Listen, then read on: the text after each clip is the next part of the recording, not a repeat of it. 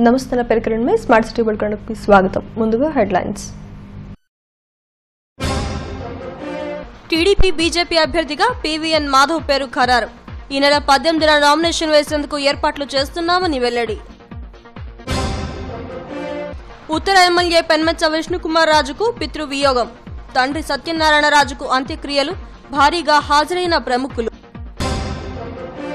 స్వచ్ఛంద సంస్థలు అందిస్తున్న సేవలను ప్రజలు వినియోగించుకోవాలి. పశ్చిమ ఎమ్మెల్యే గణబాబు పిలుపు.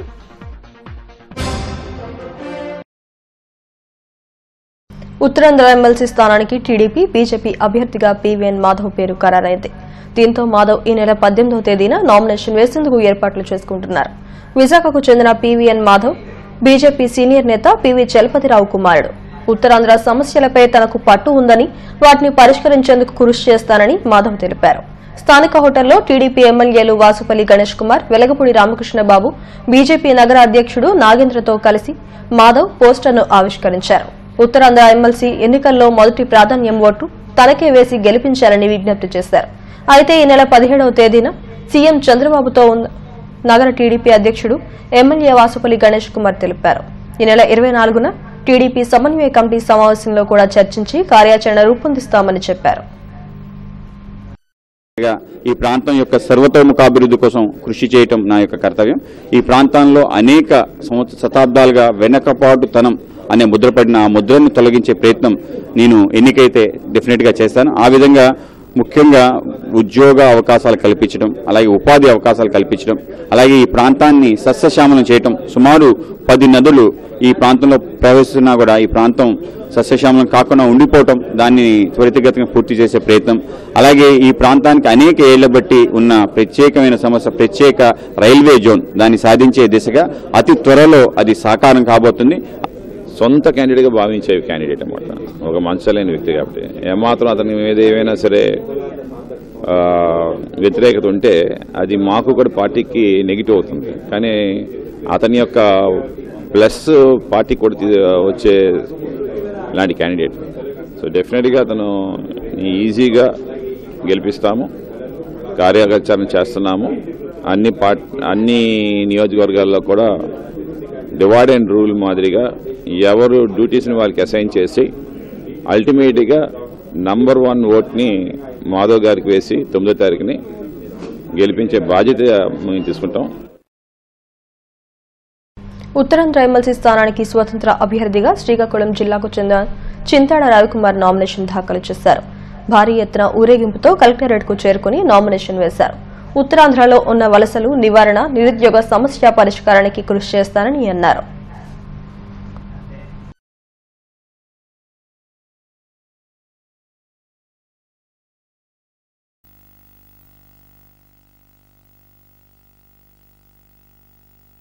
ఒక రాజకీయ చైతన్యం లేకపోవడం వల్లనే ఈ వెనుకబాటుతనానికి కారణమని ఒక స్పష్టమైన అవగాహనతో రాబోయే ఎన్నికల్లో పోటీ చేయడం జరుగుతుంది. మన 3 జిల్లాల్లో ప్రత్యేకంగా విశాఖ రైల్వే జోన్ అయితేనేమి, కొవ్వాడ అణువిద్యుత్ కేంద్రం అయితేనేమి, లేకపోతే విజయనగరం జిల్లాలో తాగునీటి ప్రాబ్లమ్స్ అయితేనేమి, లేకపోతే యువకులకు ఉపాధి కల్పనలో విఫలమవడం అయితేనేమి, ఇలాంటి ప్రధాన సమస్యలు అనేవి మన ఉత్తరాంధ్రని అనేక రకాలుగా బాధిస్తున్నాయి. వీటితో పాటు రాష్ట్రం మొత్తం ఉండే సమస్య CPS 2004 అంటే కాంట్రిబ్యూటరీ పెన్షన్ స్కీమ్, యువతకి అంటే ఉద్యోగులకి ఏంటంటే ఇది ఒక శాపంలో తయారైందనమాట. వీటన్నిటి మీద ఒక స్పష్టమైన అవగాహనతో వాటి మీద పోరాటం చేయాలనే ఒక ఉద్దేశంతో ఈరోజు నామినేషన్ వేయడం అనేది జరిగింది. ఈ ఏంటంటే పట్టభద్రుల ఎలక్షన్లో 70% ఓటర్స్ ఏంటంటే యూత్ ఓటర్స్ అండి. అందులో అంటే మొత్తం జనాభాలో 4.2% మాత్రమే మేధావులు. ఈ మేధావుల్లో 70% అనేది యూత్ అనమాట. సో యువకులు ఏంటంటే ఈరోజు అనేక దేశాలు యూత్ ఎంపవర్మెంట్ కోసం రకరకాల స్కీమ్స్ పెడుతున్నాయి అనమాట. అమెరికా లాంటి పాశ్చాత్య దేశాల్లో ఒక యువకుడు తను ఏ పని చేయకుండా రోడ్డు మీద కానీ తిరిగితే తను ఎంతో అతని మీద కాన్సన్ట్రేట్ చేసి మరి ఆ యువత తాలూకా శక్తిని దేశానికి ఎలా ఉపయోగించుకోవాలని చెప్పేసి కృషి చేస్తుందని మన దేశంలో. ఉత్తర నియోజకవర్గం ఎమ్మెల్యే పెన్మెచ్చ విష్ణుకుమార్ రాజు తండ్రి సత్యనారాయణ రాజు బుధవారం సీతమ్మధారలోని ఆయన స్వగృహంలో తుదిశ్వాస విడిచారు. ఆయనకు 83 సంవత్సరాలు. ఆయన స్వస్థలం పాలకొల్లు సమీపంలోని చింతపర్రు గ్రామం. 1934లో జన్మించారు. ప్రాథమిక పాఠశాల ప్రాధాన్య ఉపాధ్యాయుడిగా ఉద్యోగ విరమణ పొందారు. 1965లో విశాఖకు చేరుకుని ఇక్కడే స్థిరపడ్డారు. వీరికి 2 కుమారులు, 1 కుమార్తె ఉన్నారు.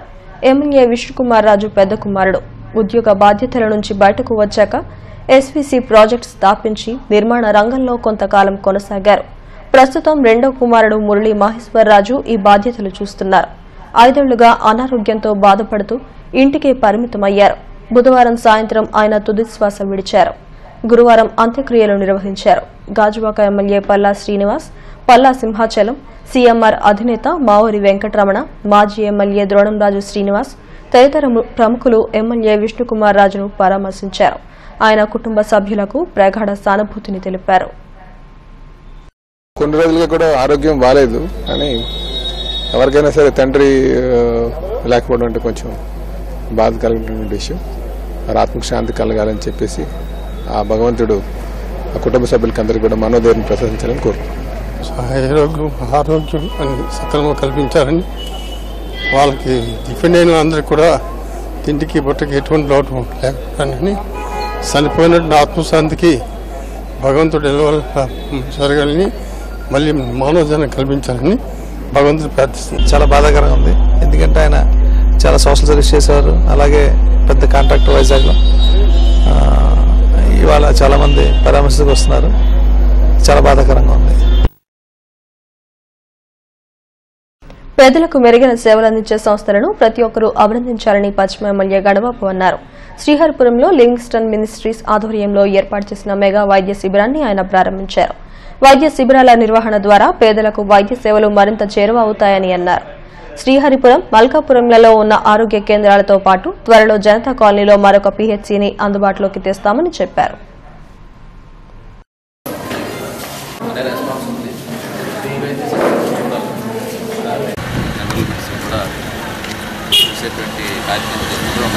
భవిష్యత్తులో కూడా డెంటల్ ఐకి సంబంధించి కూడా తీసుకోబోతున్నాం అని చెప్పారు. చాలా వారిని అభినందిస్తున్నాం. ఇట్లా సమాజ సేవలో ప్రతి ఒక్కరు కూడా భాగస్వామ్యం చేసుకుంటే ప్రభుత్వానికి కొన్ని బాధ్యతలు కూడా తగ్గుతాయి, భారం తగ్గుతుంది. ఈరోజు పీహెచ్సీలన్నీ కూడా మనం ఈ వైద్య సెంటర్లు పెట్టి అక్కడే ఫ్రీ టెస్టులు పెట్టుకొని అక్కడే వైద్యం అందించే విధానం తీసుకుని వచ్చాం. అందులో ఉన్నటువంటి మన మల్కాపురం ఏరియాలో ఉండేటువంటి మల్కాపురం, శ్రీహరిపురం పీహెచ్సీలని మనం కంటిన్యూ చేస్తూనే ఇంకోటి కొత్తగా కూడా మనం జనతా కాలనీలో ఇంకొకటి ఏర్పాటు చేయడం జరుగుతుంది. కాబట్టి మొత్తం ఓవరాల్గా ప్రత్యేక హోదా కోరుతూ జీవీఎంసీ 29వ వార్డులో వైఎస్ఆర్సీపీ ఆధ్వర్యంలో ర్యాలీ నిర్వహించారు. జెండా చెట్టు రోడ్లోని వైఎస్ఆర్ విగ్రహానికి నియోజకవర్గ ఇన్ఛార్జ్ కొలా గురువులు, జాన్ వెస్లీలు పూలమాలలు వేసి ర్యాలీని ప్రారంభించారు. ఈ కార్యక్రమంలో వార్డు అధ్యక్షురాలు సుశీల తదితరులు పాల్గొన్నారు.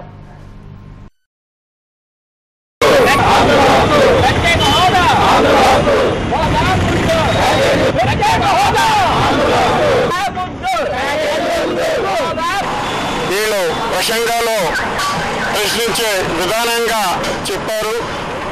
అంటే ఆ రోజు ప్రత్యేకవాదం అనేది ఆంధ్ర రాష్ట్రానికి వస్తే బాగుంటుందనే మేలు కోసమే కదా అడిగారు. కానీ ఈరోజు అది ఎందుకు మాట దాటేస్తున్నారు? ముఖ్యమంత్రి అయిన తర్వాత కానీ, నరేంద్ర మోడీ ప్రధానమంత్రి అయిన తర్వాత కానీ ప్రత్యేక హోదా గురించి మాట దాటేసి ఈ ఆంధ్ర రాష్ట్రానికి కుంటుపరిచే విధానంగా చేస్తున్నారు. కంపల్సరిగా వైఎస్ఆర్ కాంగ్రెస్ పార్టీ ప్రత్యేక హోదా వచ్చినంత వరకు పోరాడుతాం. నరేంద్ర మోడీ గారిని మన ప్రత్యేక హోదా కోసం గట్టిగా ప్రశ్నించే పరిస్థితి ఈ రాష్ట్రంలో ఉంది.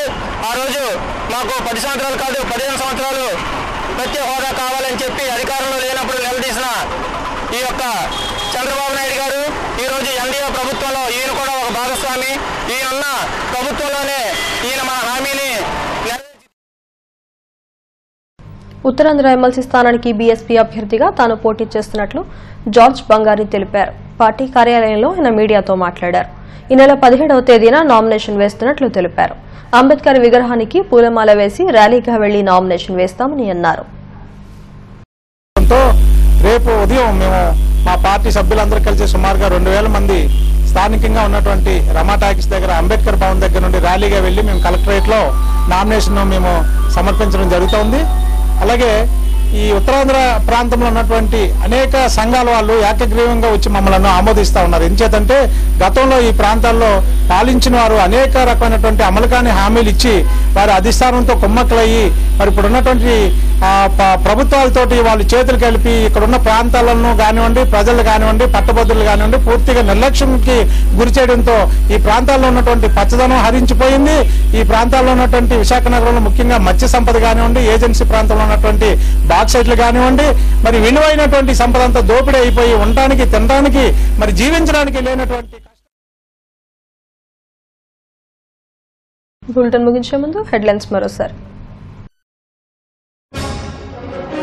టీడీపీ బీజేపీ అభ్యర్థిగా పీవీఎన్ మాధవ్ పేరు ఖరారు. ఈ నెల 18న నామినేషన్ వేసేందుకు ఏర్పాట్లు చేస్తున్నామని వెల్లడి. ఉత్తర ఎమ్మెల్యే పెన్మెచ్చ విష్ణుకుమార్ రాజుకు పితృవియోగం.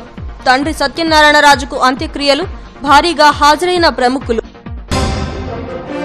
స్వచ్ఛంద సంస్థలు అందిస్తున్న సేవలను ప్రజలు వినియోగించుకోవాలి. పశ్చిమ ఎమ్మెల్యే గణబాబు పిలుపు. ఇవి స్మార్ట్ సిటీ బులెటిన్ విశేషాలు. మరిన్ని వార్తా విశేషాల కోసం చూస్తూనే ఉండండి న్యూస్.